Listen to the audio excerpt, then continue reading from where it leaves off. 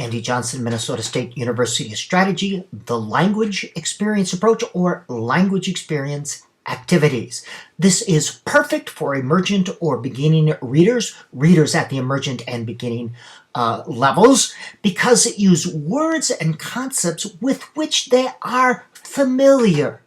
The teacher asks them about an experience and writes down what the student says. This can be done with large group, as the teacher is doing here, but I use it a lot individually with my tutoring students. So the student is practicing reading, again, using words and concepts with which they are familiar. It's perfect to practice reading, and you can use it for phonics mini lessons as well, and I'll show you how to do this.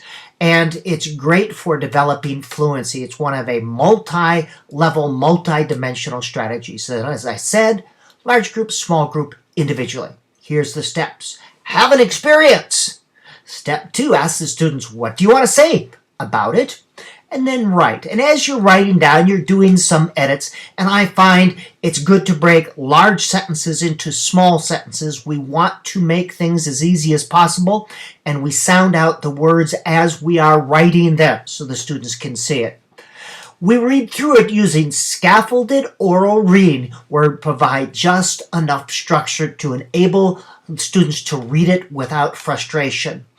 After a first read-through, student rereads until they can read it fluently. Usually that's 2 or 3 times total.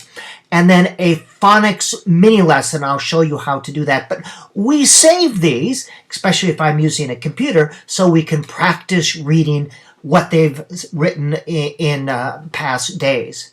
Example, this is one I actually did with a student. I went skiing on Friday. I fell when I was getting off the chairlift.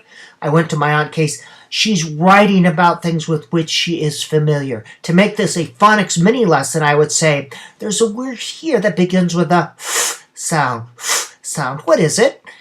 And she'd point to it and say, fell. Yes, there's a word here that ends with the has the t sound at the end. Went. Very good. That's exactly how you do it. Very effective. Keep it simple. Here's another one. I like to have a minimum of 5 sentences so it just doesn't become a list. So it's a paragraph form. And I sometimes have a picture. Students, if they don't know what to say, they can describe the picture. Lots of tricks. And that is just another strategy to try.